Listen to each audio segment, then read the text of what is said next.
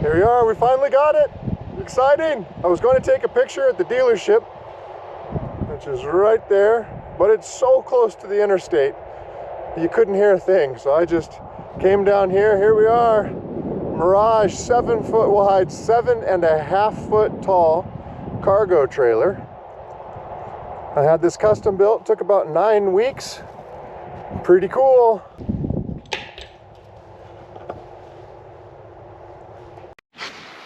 Welcome to Adventure Dad. It is July 8th. We're on the beach in Massachusetts, and here we are.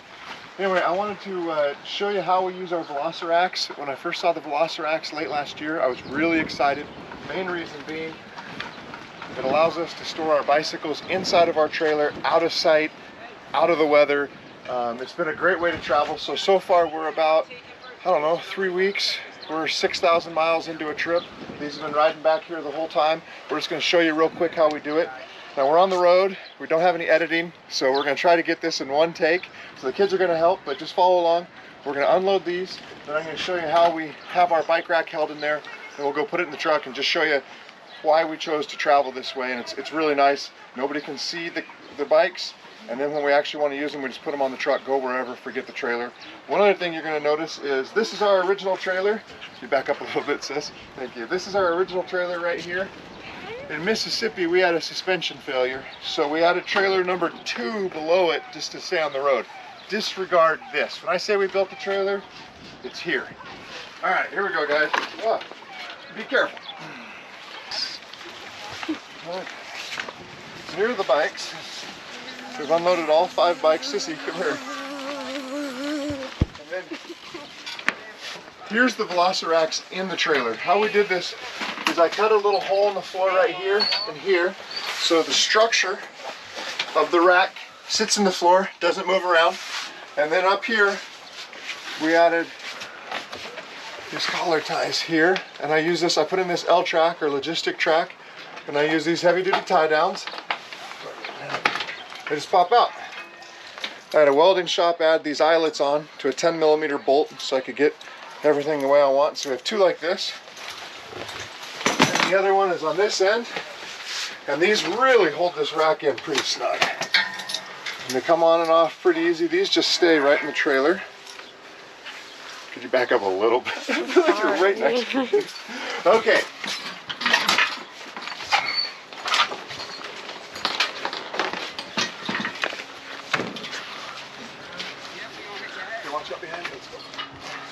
When the bikes are out, now we can fold it down into camp mode or sleep mode. I'll show you camp mode real quick.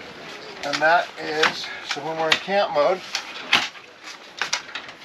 you might want to step back a little bit. I think you're just getting my hands, but I can't see. Okay, so I'll just show you real quick kind of how the trailer goes together. And what I'm telling you, with a couple of helpers, this actually goes pretty fast. So normally, this is how it sits. Just go right here like this.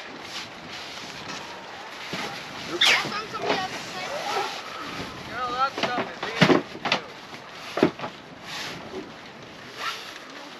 So normally, little adjustment, they'll stay in.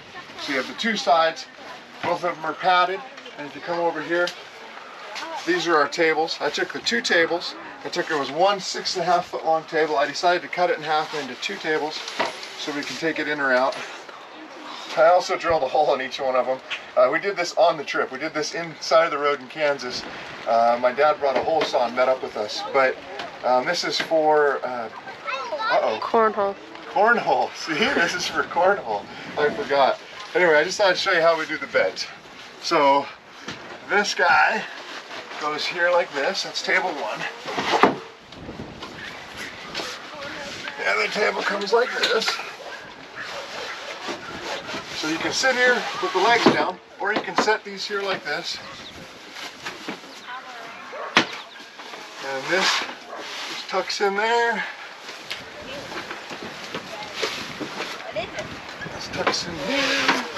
Okay, so this now we've converted it to bed mode. This is the bed that our 3 kids sleep on right here.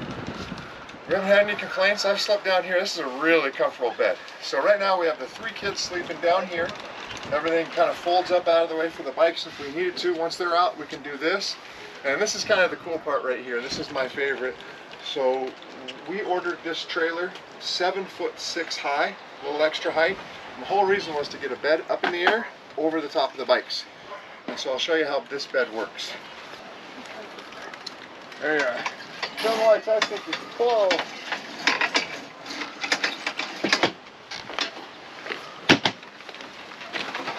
And so this is our bed up here. So my wife and I sleep up here. We sleep sideways, and all 3 kids sleep down there. And so far it's worked out really well. Is it comfy for everyone? Yeah. Pretty comfy, isn't it? Yeah, we like it. Saw this design on YouTube, customized it a little bit to fit us. It is a ton of trial and error, but I am really, really happy with it.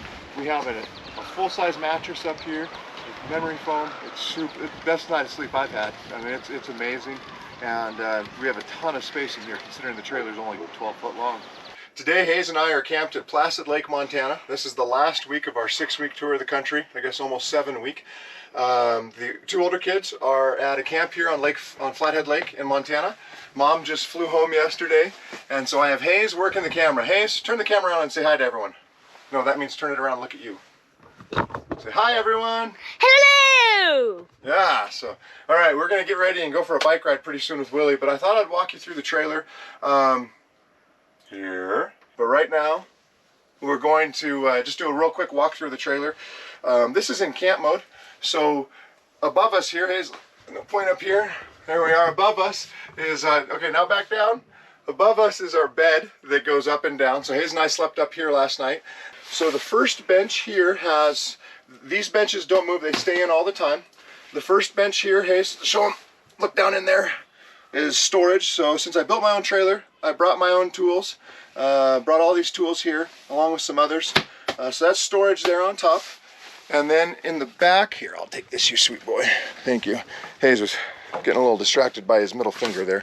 And then in the back, we have this drawer that pulls out, and this is where we keep our bike stuff, our power cord. I keep extra lift struts for the bed. We haven't needed those. The shovel. Shovel.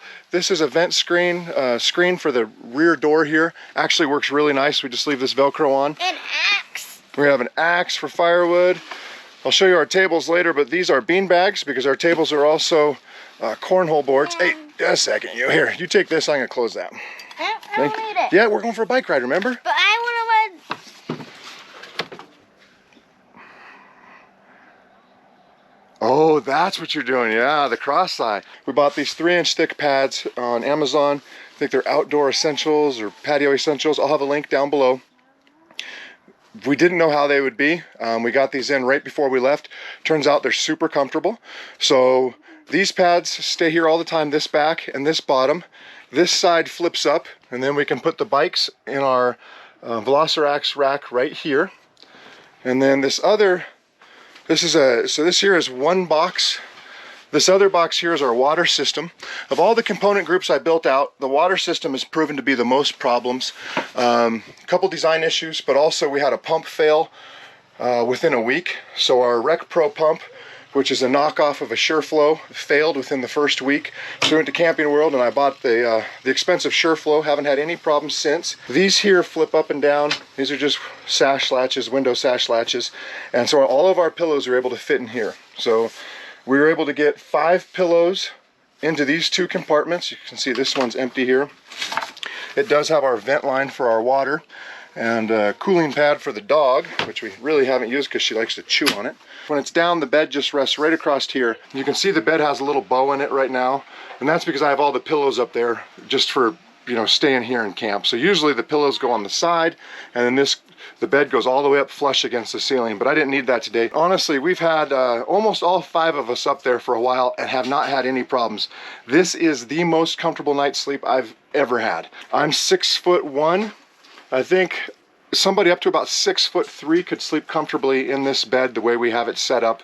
So we installed these windows ourselves after we got the camper. We have videos on how to install those. Our countertops here are just a sheet of plywood. I was going to do butcher block, but the weight was too much, and so just a sheet of plywood.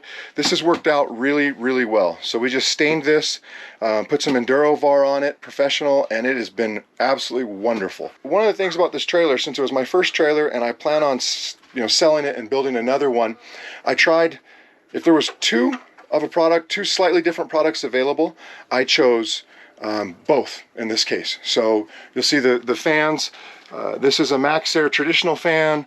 This is a MaxxAir fan that you can run in the rain. I'll do a whole review on these. You see Hayes out here playing. He's ready to go for a bike ride. This one here with the cover on it on the outside is about $100 more. I would always choose this option from now on, because as soon as it starts raining, this one here over the bed closes. Hey, Hazel, be gentle. All right, so first we'll talk about the cabinets. Now, one of the things I did a little bit different here was I decided to integrate a camp kitchen into this build out. Normally our propane cylinder rides right there, and then this is our camp kitchen.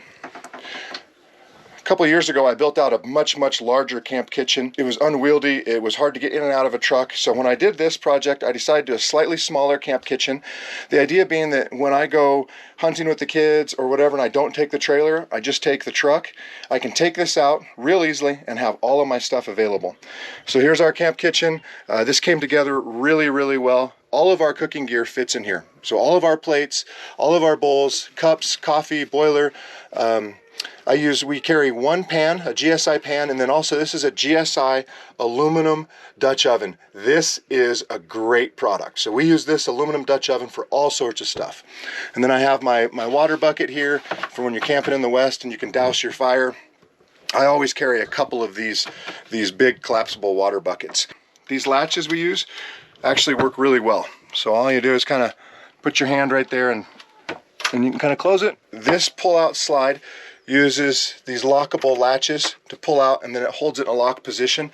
They're pretty nice, but you have to do them both at the same time. I think I would use these again, but I prefer how we did this other slide out here better.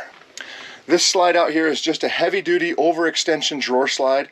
I believe these slides are maybe $80. This was a $20 overextension 500-pound slide, and then I just use these latches to hold it in place.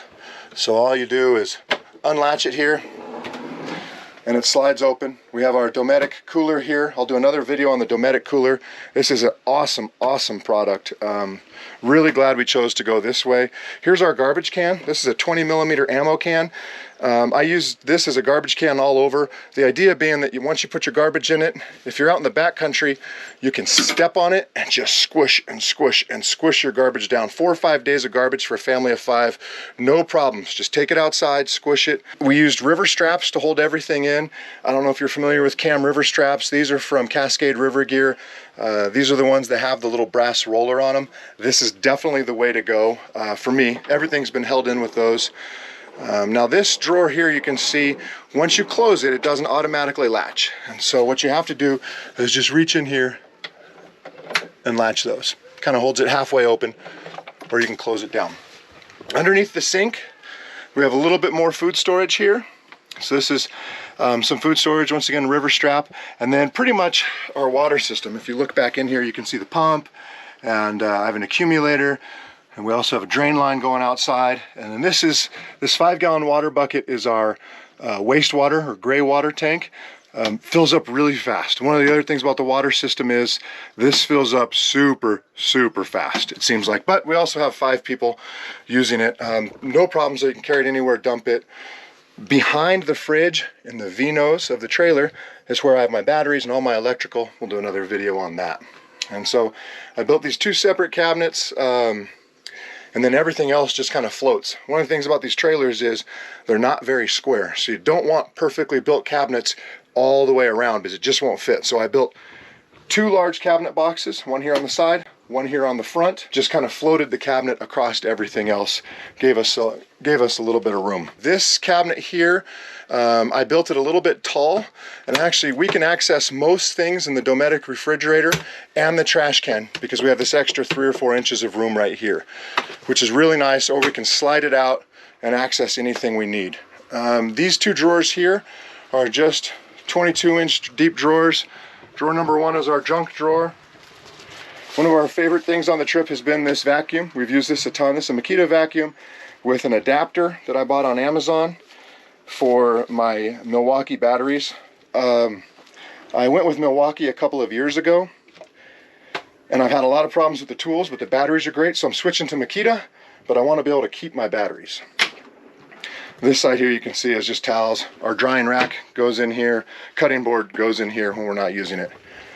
The sink is just a simple small undermount from Amazon. And then this is an RV or a marine faucet. But since we don't have hot water and we really haven't needed it, it's nice just to have this one. The propane rides there. I don't have propane outside of the trailer. I just have it down here. And that way we can use it inside or outside on a quick release hose that I'll show you in a bit. So here's the first drawer. Now you'll notice that when we got to this point, we were running out of plywood. So this is all scrap. I should have made these higher, but it is what it is. It's worked out really nice. And then above this is where we keep our silverware. So silverware, like I said, all this does fit in the camp kitchen if we need it to. Silverware, koozies, whatever we need is in here. On this cabinet here, I used soft close drawer slides from Home Depot. Gosh, I forget the ever something. But if you notice, they kind of close themselves and they have a little bit of tension when you open them. We've driven 9,000 miles so far this summer, towed this trailer down dirt roads, rough roads, freeways under construction. I have never had one of these drawers pop open.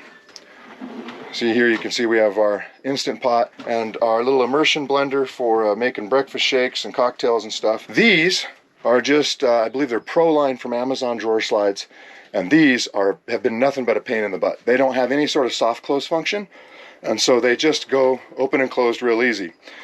And like I said, I wanted to try 2 different versions, so we also used these RV drawer clips right here on these drawers. As you can see, this one still works, no problems. This one with the heavier drawer, I have replaced this mechanism right here twice on this trip, and it's a pain in the butt to replace and line up. I would not do these drawer slides again. Even though there's more motion forward to rear on the trailer, I think that these soft close drawer slides from Home Depot will work better than RV latches. I'm getting tired of doing RV latches, so what we've done for the last 2,000 or 3,000 miles after replacing these couple times is I just run a bungee cord through here to keep this drawer closed so it doesn't slam. In fact, on this trip, I've had to remount this drawer face, reglue it and rescrew it a couple of times, because once these little guys break, if you don't know they've broken, this thing just slams itself closed and eventually it knocks off the drawer face. Now we'll talk about the upper boxes. I made these upper boxes from scrap about the day before we left. We didn't really know how we were going to do them, but just whipped these out, and this has been great. We've been hanging a lot of stuff from here the whole trip, so this has been really nice. We're able to put towels in here. These are just little D-rings that I bought on Amazon, and these are just like little Harbor Freight bungee cords, but we're able to put all of our towels up here. And then we have our games, sidewalk chalk, some other fun stuff. These are quick fists. These are for the awning. So the awning handle rides along here when we're in transit. And I decided not to do doors on these. Doors just seemed really complicated, and they would have been larger doors, and then you're trying to latch them. So what we decided to do was just use these collapsible adjustable bars from Amazon. Once again, I'll put these in the description below. This has been great. So what we do is we just pack our food in here, and oh, Hayes has been playing with this one. He was using this as a sword. So, all right, so there we are. And we'll put 2 of them on this side, 2 of them on this side. We've done 9,000 miles of towing, and they've never come off. We've never had anything fall off. These have been absolutely excellent. So next time I do a cabinet, or pardon me, an upper cabinet, I'm going to use these again. You can see your food. Maybe it doesn't look as finished as some others, but for us, it's been absolutely wonderful. Over here, I want to show you the air conditioner. Now, we do not have the ability to run the air conditioner unless we're on shore power. I designed the electrical system to be somewhat of a split system. So we have shore power, which powers this outlet. There's also another outlet under here for the AC unit. And then it also powers this pop-up outlet for charging. So when we're on shore power, which we've been on most of the time in the south, which was really nice, we had shore power for powering here, we had shore power here, but we had this air conditioner. This is a Midea air conditioner for a room up to 150 square feet, I believe. It has been excellent. We have a little bit of foam here for it to ride. We have had no problems with this unit at all. I have a hole in the back with a deck plate from a boat, so I have a 6-inch deck plate up at kind of in front of this, I'd say behind, but at the front of the trailer that dumps down outside, and so that's how we can get the warm air out, and then this conditions the rest of the air. We have been in the south, 105, we were in Kansas, we were everywhere this summer. It was really hot, really a good idea. The other thing about air conditioning is if you want to use it away from shore power, like off of your solar system, it takes a ton of power. So you'd have to have, I don't know, we'd have to have 8 batteries instead of the 2 we have. We'd have to have multiple solar panels. It just wasn't worth it. So that split electrical system allows us to have, with shore power, we have regular outlets, USB chargers, but it also charges our lithium batteries back there. And then when we're not on shore power, like right now we're at a campground in Montana with no power, we're running strictly off of solar and then our batteries. And that has also worked well. I worked with AM Solar out of Eugene. Typical of me, I didn't fully follow their recipe, so I did a little bit different. I'll show you that later. And it has really, really worked out well. We also used, I used the Life Blue batteries that they recommended, and they come with a Bluetooth monitoring system. I don't have my phone on me right now, but they come with a Bluetooth monitoring system. So this is a Victron Energy monitor. I have not used this even once. I've looked at it maybe just to toy with it. The Life Blue batteries, Bluetooth system has been all that we need. For lighting, these little dimmers, so these are on off with dimmer, they have worked really, really well. And once again, I'll have a link down in this description to these. I tried 4 or 5 different dimmers before we left just to see what we'd like. These are great. So they're off, on, and then if you hold it, the light dims, which you can't really see today because it's bright outside. So this is our outside, this is our main inside. And then if you come over here to the bed, I have another one right here for the bed. So you hit this, turns the lights on and off. This works great with the bed up or down. The main problem with these is they're really bright. So that one's not so bad, but when you're laying in bed at night, I will tell you that these two are a really bright night light. So I would like to find something that's a little bit less bright. The other thing that we added just for this trip was this Porta Potty toilet from Thetford. We originally, I did not want a bathroom or restroom facilities or a toilet or anything in the camper. There's no gray water, or pardon me, there's no black water system. I didn't want to deal with poop. This is mostly I designed this as a bunkhouse for the woods of Idaho, the deserts of Eastern Oregon, where you're able to go out and do your duty or do your business in nature. With going to Harvest Host and other spots, we decided to add this at the last minute. So you can see there's a little bit of interference here with our pads, but usually that's not an issue because at night this is down flat here. This Porta Potty has been great. Now we don't go number 2 in it. Sorry for black lab hair. We do not go number 2 in this potty. This has just been for number 1. And then if you have to go number 2, you put a bag inside of it and poop in the bag. And we throw that away. This has been great. I'm really glad we did it. I wish I would have kind of integrated it into the system more. So for our next trailer, I will design this so it kind of works better. But overall, we've been really, really happy with this. I'm going to do a whole nother review on this Thetford Porta Potty. So that's kind of a quick overview of the trailer, how we designed it, why we designed it the way we did. I think we really accomplished our goal of just building a rolling bunkhouse. That was one of the big reasons I didn't want to go with an RV, traditional RV. It wasn't cost. This ended up being cheaper than an RV, but it took me a lot of time and a lot of work. I wanted a challenge, and this was definitely a challenge. But the big thing for me was all the RVs out there, if you're going to sleep 5 people, are really, really large. Goal for us was, like I said, bunkhouse, but also to be able to carry our bikes in here or motorcycles. For years I dreamed about getting a little casita or one of those little fiberglass trailers and then gutting it and putting in 5 bunks essentially and a table. But then I wouldn't have been able to keep our bikes in here. My next one I think is going to be 14 by 7, maybe even 16 by 7. We've had no problems with space for the 5 of us, but there was a couple of days due to rain that we were stuck in here, and it's a little bit small. Today I want to talk to you about pluses and minuses of having a small trailer.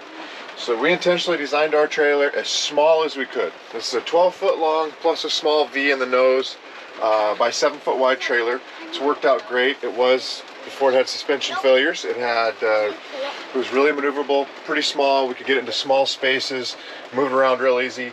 Now that's kind of gone away now that we have it on another trailer, so we have 2 trailers. But we're in Massachusetts outside of Boston at Salisbury Beach State Reserve, I believe it's called. And it has been pouring rain for a while. So this is the downfall of a small trailer. We are currently waiting out the rain, all of us in here. So we have the dogs, the kids, this is down where they sleep.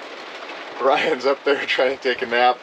I really think this is the way to go when you're looking at camping with your family RVs, if you have the time to build stuff out.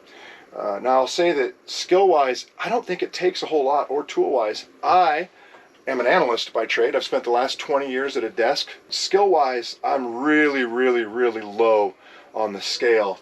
And yet we were able to do this in about 8 weeks. Family helped quite a bit, and I really think anybody can do it. You can build it over time, and you can also customize it to your needs. After having done this trailer like this, I'm going to make a couple of small changes on the next one. Thanks for following along. Make sure to subscribe, like, and then also ask any questions down in the comments.